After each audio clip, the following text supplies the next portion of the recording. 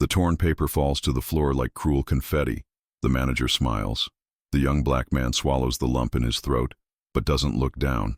The entire room watches the spectacle of humiliation in silence. No one there knew that. In a few minutes, that same manager would be begging for forgiveness, discovering too late who he had just humiliated. The sharp sound echoes through the meeting room like a gunshot.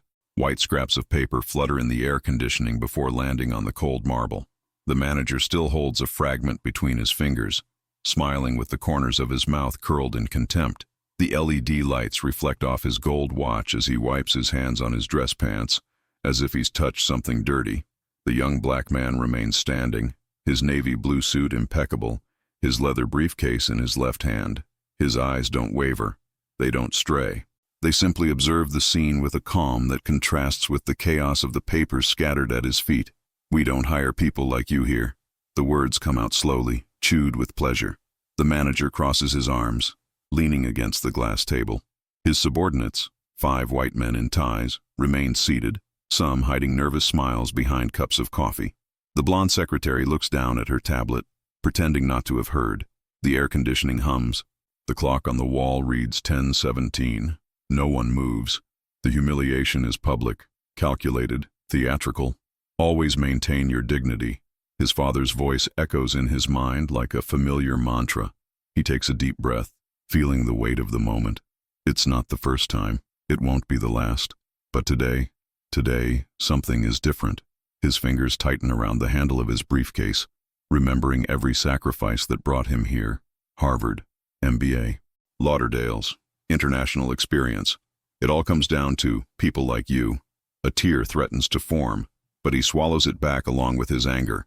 The silence weighs like molten lead. The young man flexes his toes inside his Oxford shoes, feeling the leather hug his feet like armor. His breathing is controlled, deep, almost meditative. His shoulders remain aligned, his spine erect, a posture his mother taught him since childhood. When they look at you, let them see royalty. The fluorescent light casts sharp shadows on her face. Her lips move almost imperceptibly, but the words come out clearly, cutting through the stale air of the room like a blade.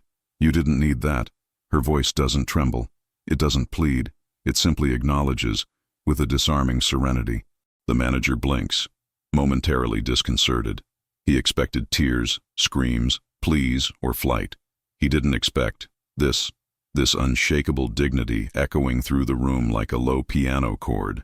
The employees exchange glances. The secretary looks up from her tablet, curious. One of the executives clears his throat, uncomfortable. What should have been a simple spectacle of humiliation turns into something indefinable, something that makes them question who, after all, is being exposed. The young man doesn't bend down to pick up the pieces of paper. He doesn't run away. He doesn't lower his head. He simply remains there, occupying their space, breathing the same air as them, existing with the same legitimacy. And this, somehow, is more disturbing than any explosive reaction. The manager frowns. His small victory begins to taste bitter. "They want to see me broken," he thinks, remembering his grandmother's words, spoken on a hot Sunday afternoon as she peeled oranges in the backyard. "Son, when they try to make you smaller, you grow. When they scream, you whisper. When they hate, you love. That's how we win, by being everything they can't be." He feels the weight of his ancestors on his shoulders, not as a burden, but as strength. Every person who came before him and weathered worse storms pulses through his veins. He is not alone in that room, never has been. The same tear threatens to escape, but he transforms it into determination. His eyes shine not with sadness, but with an inner light that no torn paper can extinguish. The leather chairs creak subtly as bodies adjust, like animals settling in to observe a hunt. The gray-haired executive leans toward his colleague next to him, whispering something behind his hand. Muffled giggles emerge like air bubbles in dirty water. The secretary bites her lower lip, oscillating between embarrassment and a morbid curiosity that keeps her glued to the scene. The air conditioning continues its mechanical hum, but now it seems to amplify every sigh, every movement of clothing, every heartbeat. The cold light of the LEDs casts cruel shadows on faces, transforming smiles into grimaces and gazes into daggers. One of the younger executives, blue tie, wedding ring, lifts his chin slightly and murmurs to the group, I thought I'd be hired just out of pity. The words glide across the table like oil, anointing the collective complicity. Others nod discreetly, validating the cruelty with almost imperceptible gestures. The young black man stands at the center of the improvised stage, aware of every gaze dissecting him. He feels like a specimen under a microscope, something to be analyzed, catalogued, and discarded. The room transforms into a silent courtroom where he has already been judged and condemned before he even opens his mouth. The giggles spread like viruses, infecting even those who tried to maintain neutrality. A finance employee, who minutes earlier had politely greeted him, now looks away, washing her hands of her own cowardice. Isolation expands like concentric waves, pushing him toward an island of solitude amidst an ocean of collective prejudice. Am I a threat or a joke here? The question lingers in his mind as he scans the faces around him. He recognizes the ritual. Dehumanization must be collective to become acceptable. When everyone participates, no one is blamed. When everyone laughs, cruelty becomes entertainment. He remembers the Harvard sociology professor explaining how modern social lynching works. It doesn't require ropes or trees. All it takes is a room, a few witnesses, and the complicity of silence. The young man had always known this dynamic existed, but he had never experienced its force firsthand. His eyes roam over the faces, memorizing each one, not for revenge, but for dignity, to never forget what it's like to be reduced to a stereotype in real time. The young man interlaces his fingers in front of him, a nearly imperceptible gesture that anchors his sanity in that moment. His palms are damp, but his movements remain controlled, precise. It's as if he's holding himself together, preventing the pieces of his dignity from scattering to the floor along with the fragments of his resume. The geometric center of the room has become his universe. 6 square meters of Italian marble separate him from the rest of the world. His Oxford shoes create a small island of resistance in that ocean of hostility.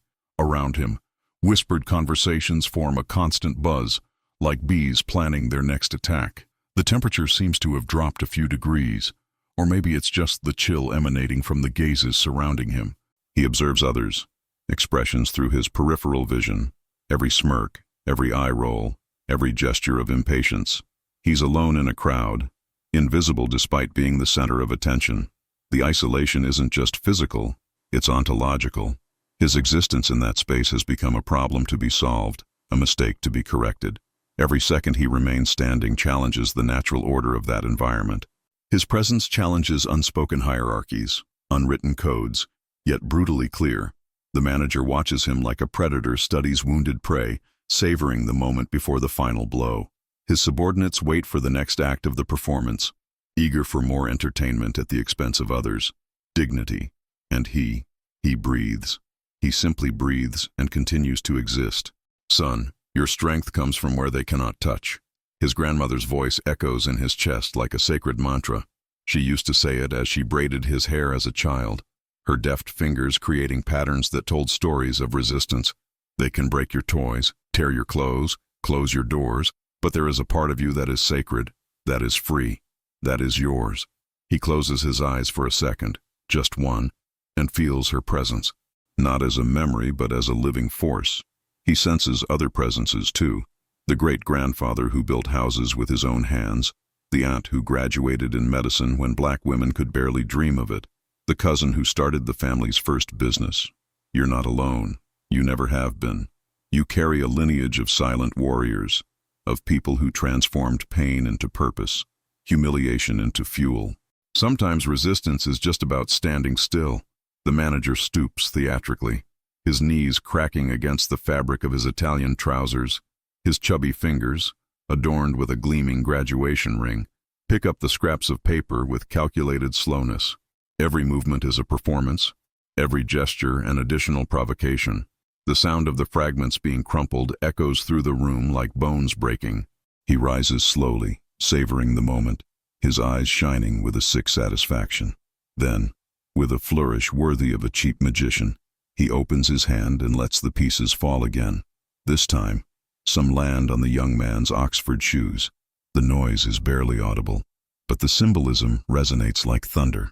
Come back when you're truly valuable. The words come out slowly, each syllable chewed and spat out with disdain. His voice carries decades of crystallized privilege. Generations of doors opened effortlessly, of opportunities offered as a natural right. It's the voice of someone who's never had to prove their worth beyond the color of their skin. The cruelty escalated to an artistic level. It wasn't enough to tear the paper. It had to be trampled on. It wasn't enough to humiliate.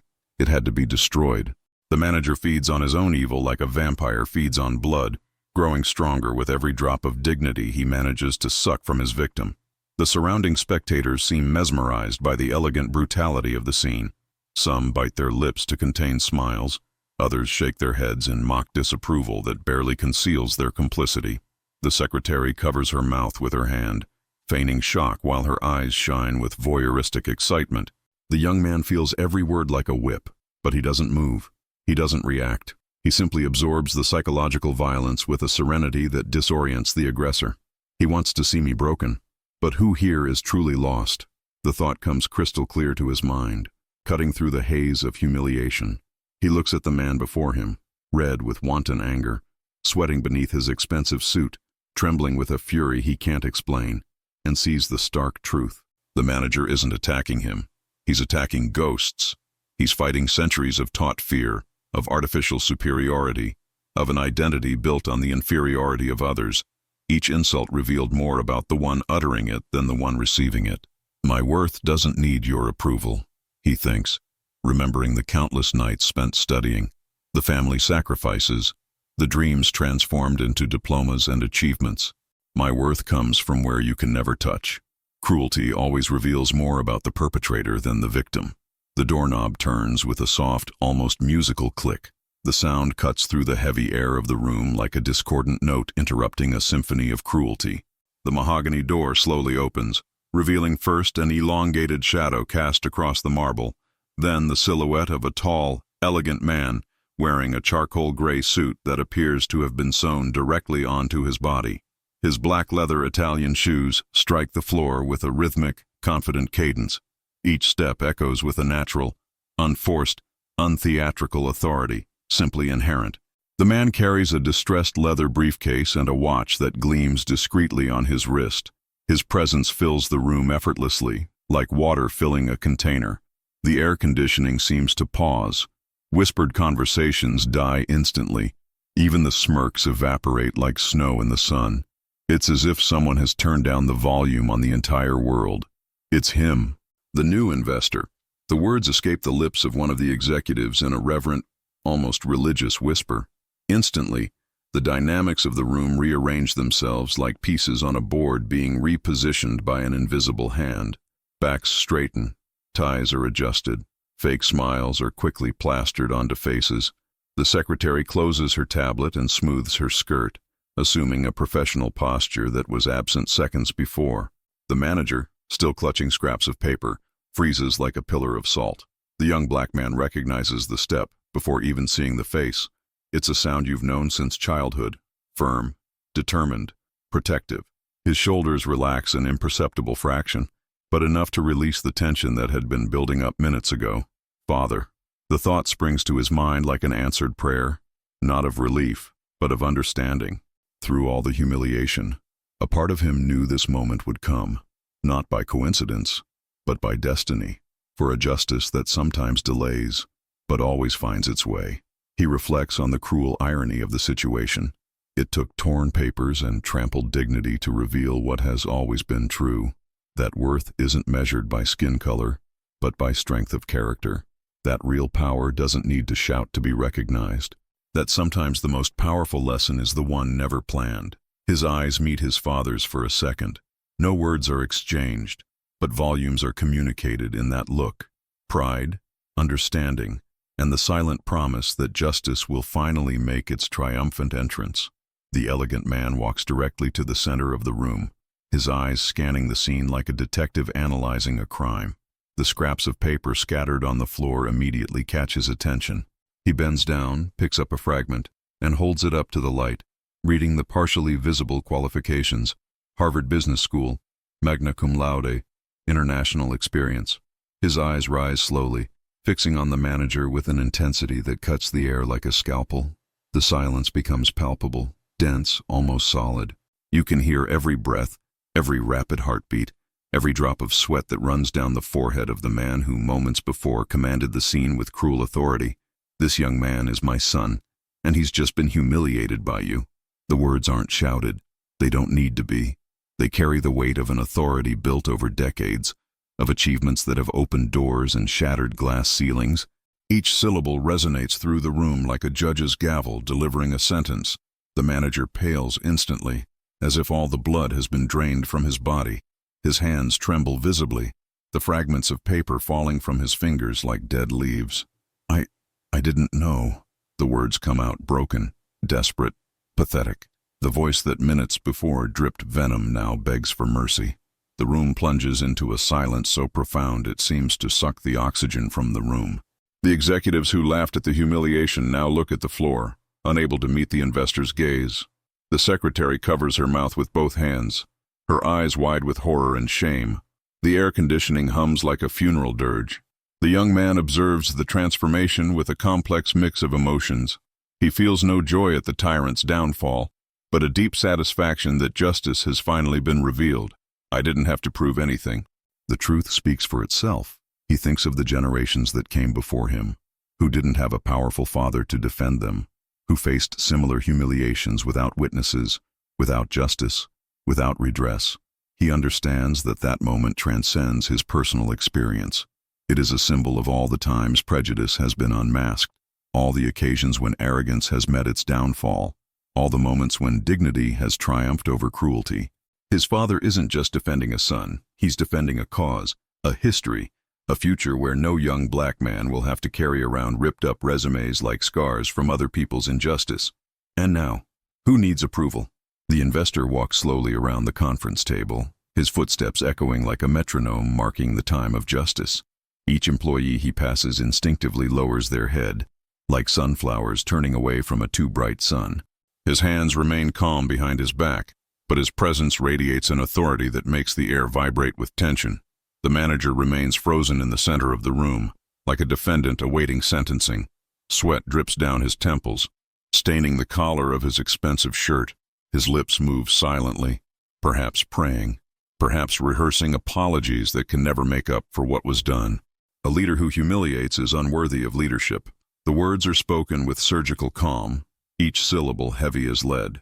The investor, who is also one of the company's owners, stops directly in front of the manager, his eyes meeting those of the man who so easily destroyed his son. "You are fired, effective immediately."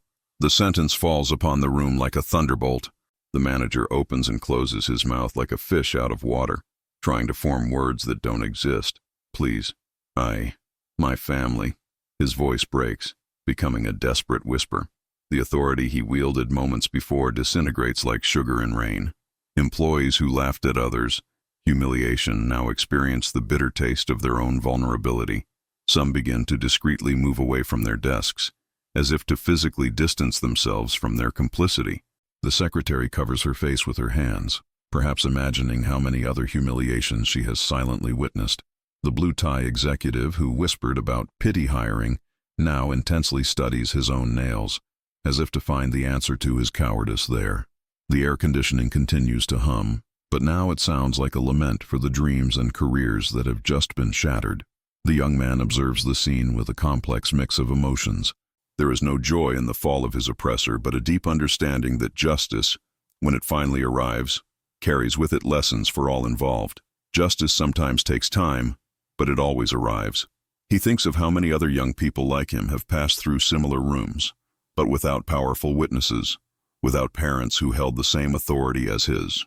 He understands that his victory is symbolic, representing all those who had no voice, who carried torn resumes like invisible scars, who endured humiliation in silence. His preserved dignity is a collective victory, a small step toward a world where talent is judged by merit, not melanin. Humiliation always comes back to the one who practices it. The young man moves for the first time in long minutes, his steps breaking the sepulchral silence of the room. He bends down gracefully, gathering up the fragments of his resume with the same dignity with which he bore the humiliation. Each piece of paper is treated like a recovered treasure, not because it represents his qualifications, but because it symbolizes his resilience. His hands meet his father's in the center of the room, a firm grip that conveys generations of strength, struggle, and resilience. There's no dramatic embrace, no tears of relief, just a silent recognition between two men who understand the weight of that historic moment. Afternoon light streams in through the picture window, bathing father and son in a soft gold that makes them look like figures sculpted in bronze, living monuments to black perseverance. I never needed his approval to know who I am. The words come out calmly, directed not just at his father, but at the entire room. There's no rancor, no thirst for revenge, just a declaration of self-determination that echoes like a hymn of freedom. He looks directly into the eyes of the former manager, who still stands frozen, and offers something unexpected, a respectful nod. The gesture completely disarms residual tension. It's not forgiveness in the traditional sense, but recognition of shared humanity, even amid injustice. It's a lesson in greatness that dwarfs everyone present, not in stature, but in smallness of spirit. The room falls into a reverential silence. Some employees wipe away discreet tears, others remain with their heads bowed, processing the magnitude of what they've just witnessed. The secretary takes a discreet photo with her cell phone, not out of voyeurism, but because she senses that the moment deserves to be remembered. In his mind, the young man sees faces: the grandmother who taught him dignity, the uncle who fought for civil rights, the sister who became a doctor, friends who still face similar battles. He understands that his individual victory is a collective one, that every time a young black man stands up in the face of injustice, the entire community grows a little bit more. Before leaving, he opens his briefcase and pulls out a second resume, identical to the one that was destroyed. With a serene smile, he hands it to another young black man waiting in the reception area, whispering, "Your turn." The simple gesture carries the weight of a promise. The struggle continues. Dignity multiplies. The future belongs to those who dare to dream. Father and son walk together toward the door, their shadows cast long across the marble. They emerge not as victims or avengers, but as men who have transformed pain into purpose, humiliation into a lesson, prejudice into an opportunity for collective growth. And there, in that silence, echoed the voice of all who came before and the promise of all who are yet to come. If this story touched your heart, you can't stop here. How many times have you witnessed injustice and remained silent? How many times have you seen someone being humiliated and done nothing? Subscribe to this channel if you believe that representation matters. Share this video with someone who needs to see that dignity is not negotiable. Leave a comment telling us, what was the biggest lesson from this story for you? Because change begins when we stop being an audience to injustice and become protagonists of transformation. Turn on the notification bell so you don't miss any stories that will make you rethink the world around you. And remember, your voice matters. Your presence makes a difference. Your future is unstoppable. See you in the next video. Keep fighting, keep dreaming, keep existing.